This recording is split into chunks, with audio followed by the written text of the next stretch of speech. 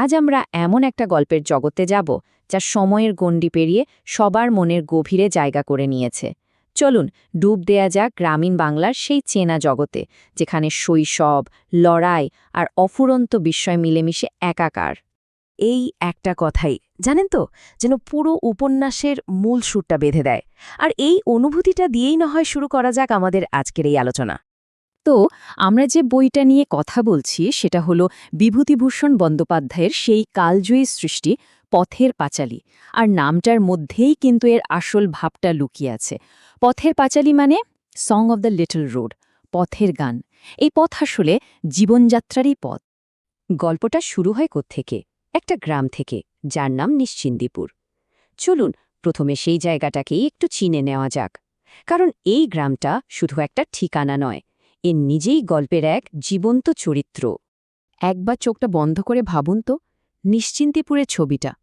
শান্ত, স্নিগ্ধ একটা গ্রাম, সবুজে ঘেরা। জীবন সেখানে চলে খুব ধীর গতিতে। সব মিলিয়ে অসাধারণ একটা পরিবেশ, তাই না? আর এই গ্রামের ঠিক ভেতরেই আছে গল্পের কেন্দ্রবিন্দুটা, পরিবারের সেই ভাঙাচোরা বাড়ি। এই বাড়িটা কিন্তু শুধু একটা থাকার জায়গা নয়, ওটা আসলে তাদের ফুরিয়ে আসা সৌভাগ্য আর একই সাথে তাদের টিকে থাকার লড়াইয়ের একটা নীরব সাক্ষী। আচ্ছা, পরিবেশ তো বোঝা গেল। এবার আসা যাক গল্পের একেবারে কেন্দ্রে, মানে হার্ট অফ দ্য স্টোরিতে।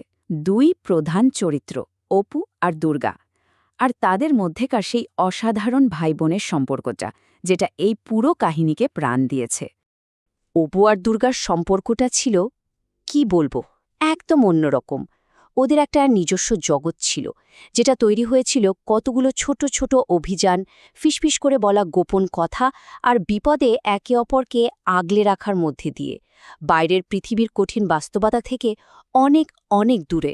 ওদের দিনগুলো কাটত কিভাবে জানেন? এই যেমন কখনো বাঁশবাগানে ঘুরে বেড়াচ্ছে, তো কখনো প্রতিবেশীর বাগান থেকে লুকিয়ে পেয়ারা চুরি করছে। বড়দের থেকে আড়াল করে রাখা নিজেদের ছোট্ট ছোট্ট সব সম্পদ। এই সামান্য জিনিসগুলো দিয়েই ওদের আনন্দের জগৎটা ছিল ভরপুর। কিন্তু এই যে আনন্দের জগৎ, এর ঠিক বাইরেই ছিল একটা কঠিন বাস্তবতা। এবার গল্পের সুরটা একটু বদলাবে। শিশুদের এই নিষ্পাপ জগতের চারপাশেই ছিল তাদের বাবা মায়ের এক নিরন্তর সংগ্রামের গল্প। ঠিক তাই, একটা লড়াই যা যেন কোনোদিন শেষ হবার নয়। দারিদ্র্য তাদের জীবনকে এমনভাবেই ঘিরে রেখেছিল। আর এই চিন্তাটা সব থেকে বেশি কুড়ে কুড়ে খেত মা সর্বজয়াকে। তার মনের এই গভীর হতাশা, এই দুশ্চিন্তাটা যেন এই একটা লাইনেই স্পষ্ট হয়ে ওঠে। আর এই পরিস্থিতি সামলানোর ব্যাপারে বাবা আর মা ছিলেন একদম দুই মেরুর মানুষ। একদিকে বাবা হরিহর, একজন স্বপ্নবিলাসী মানুষ, তিনি সবসময় একটা ভালো ভবিষ্যতের আশা করে থাকতেন। আর অন্যদিকে মা সর্বজয়া, যিনি পুরোপুরি বাস্তববাদী। তার একটাই চিন্তা ছিল, পরের বেলার খাবারটা জুটবে তো। চলুন আবার একটু ফিরে যাই বাচ্চাদের চোখে, কারণ এই অংশটাই উপন্যাসের সবচেয়ে গভীর ভাবনাটাকে তুলে ধরে। কিভাবে অভাবের মধ্যেও বিস্ময় আর আনন্দ খুঁজে নিতে হয়। ওদের জীবনটা আসলে কেমন ছিল দেখুন, বর্ষায় ছাদ দিয়ে জল পড়ত, খাবার প্রায়ই জুটত না, জামাকাপড়গুলো ছিল পুরনো ছেঁড়া, মানে একটা সবসময়ের অভাববোধ। এটাই ছিল ওদের জীবনের ছবি। কিন্তু এই সব অভাবের মধ্যেই ওদের নিজস্ব একটা জগৎ ছিল। ওদের অমূল্য সম্পদ কি ছিল জানেন? একটা ছোট্ট বাক্সে রাখা মসৃণ পাথর, লুকিয়ে রাখা আমসত্ত্ব, বা দূর থেকে ভেসে আসা মিঠাইওয়ালার বাঁশির সুর। এই সাধারণ জিনিসগুলোই ছিল ওদের কাছে সব থেকে দামি। আচ্ছা ভাবুন তো একবার, যে শিশুদের জগৎ এতটুকু, তাদের কাছে সবচেয়ে বড় বিস্ময়ের জিনিস, সবচেয়ে বড় রহস্যটা কি হতে পারত? হ্যাঁ, ট্রেন। ওই একটাই জিনিস।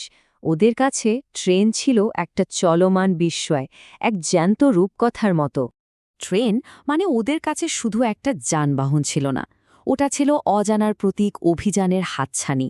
ওই যে মাঠের ওপর দিয়ে ধোঁয়া উড়িয়ে ঝমঝম করে চলে যেত, ওটা যেন ওদের গ্রামের সীমানার বাইরের এক বিশাল পৃথিবীর রোমাঞ্চকর প্রতিশ্রুতি নিয়ে আসত।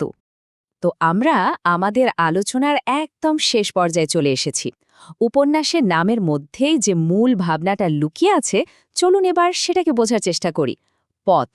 যা এখানে জীবন, ভাগ্য আর ভবিষ্যতের যাত্রার এক প্রতীক হয়ে উঠেছে। ওদের গ্রামের পাশ দিয়ে যে রাস্তাটা চলে গেছে ওটা আসলে শুধু একটা রাস্তা ছিল না, ওটা ছিল বাইরের বিশাল পৃথিবীর দিকে একটা খোলা দরজা, একটা ডাক। বিভূতিভূষণের নিজের ভাষাতেই যদি বলি, পথটা চলতেই থাকে। মানে জীবনের যাত্রার কোনো শেষ নেই, পথের মতোই তা অন্তহীন সম্ভাবনার দিকে এগিয়ে চলে। আর এই প্রশ্নটাতে যেন পুরো পথের পাঁচালীর সারমর্মটা ধরা আছে। জীবনের পথে চলতে থাকলে সামনে ঠিক কোন বিস্ময় অপেক্ষা করে আছে, সেই অফুরন্ত সম্ভাবনার ভাবনা নিয়ে শেষ হোক আমাদের আজকের এই পথ চলা।